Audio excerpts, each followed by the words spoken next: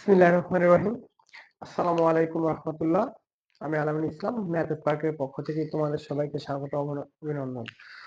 তো আজকে আমরা যে বিষয়টি নিয়ে আলোচনা করব মাত্রা ও একক নির্ণয় বা একক ও মাত্রা নির্ণয়। আসলে এই যে একক ও মাত্রা নির্ণয় এটা আমরা অনেক সময় যে প্রত্যেকটি রাশি আমরা মাত্রা ও একটা মুখস্থ রাখার চেষ্টা করি। কিন্তু ইনশাল্লাহ আজকে আমি দেখাবো যে এই মাত্র ৩টি বিষয় মনে রাখতে পারলে তোমাদের একক ও মাত্রা নির্ণয় নিয়ে আর কখনোই সমস্যা হবে না। যাতে যে রাশিটা এখানে যদি দৈর্ঘ্য হয়, তো দৈর্ঘ্যের একক হবে মিটার। একে সংক্ষেপে ছোট ক্যাপিটাল স্মল লেটার এম দ্বারা প্রকাশ করা হবে এবং এর মাত্রা ক্যাপিটাল লেটার এল দ্বারা প্রকাশ করা হবে। ঠিক আছে? যখন ভর হবে, ভরের একক আমরা কি জানি? কেজি। তো কেজি কে কেজি দ্বারা প্রকাশ করা হয় এবং ভরের যে মাত্রা এটা হবে ক্যাপিটাল লেটারে এম হবে। আর এখানে সময়ের একক হচ্ছে সেকেন্ড। সেকেন্ডকে আমরা এস দ্বারা প্রকাশ করি। তো এখানে মাত্রা হবে ক্যাপিটাল লেটারে টি হবে। ঠিক আছে? তো জাস্ট আমরা এই বিষয়টি মনে রাখবো এবং মুখস্থ রাখার চেষ্টা করব। তো আমরা চলো এখান থেকে আমরা এই যে কয়েকটি আমি রাশি লিখছি, বেগ, ত্বরণ, বল, কাজ, আমরা এই 4টি রাশির একক ও মাত্রা নির্ণয় করব।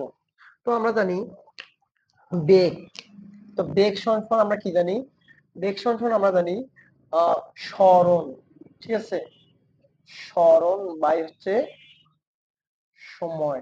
দেখো এই যে দৈর্ঘ্যটা, আমরা সরণ বলতে কি বুঝি? যেমন এ একটা বিন্দু আর এখানে যদি বি একটি বিন্দু দেই, তো এ থেকে যে বি এর যে দৈর্ঘ্য, যে অতিক্রান্ত দূরত্ব, তো এটাকে দৈর্ঘ্য একটা, এই দূরত্বটাকে আমরা কি মিটার এককে হিসাব করবো। ঠিক আছে? তো যে কোনো কিছুর দূরত্ব, সরণ, দৈর্ঘ্য, ঠিক আছে, সবকিছুর একক হবে কি? মিটার।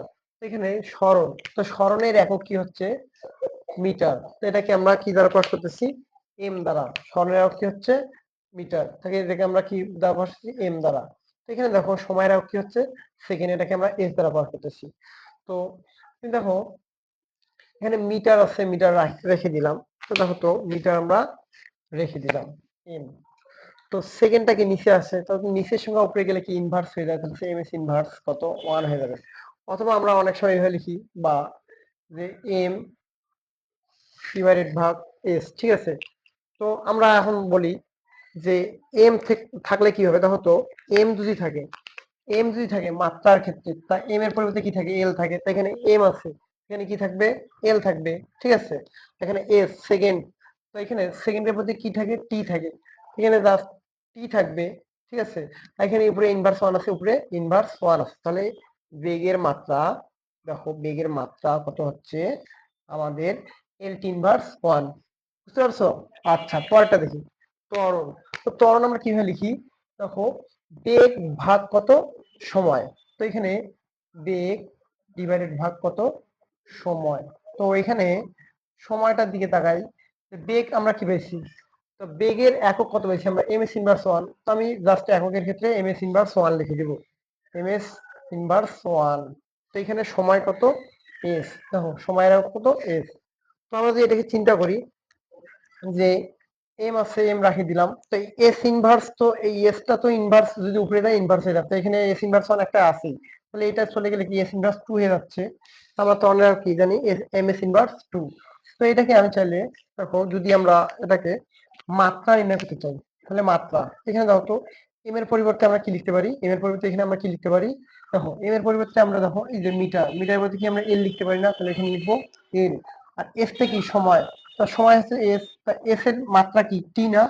প্লাস টি লিখবো, আর উপরে ইনভার্স টু আছে, ইনভার্স টু। তো যদি ত্বরণের মাত্রা হিসাব করি আমরা, ত্বরণ মাত্রা হবে কত? এল টি ইনভার্স টু। ঠিক আছে?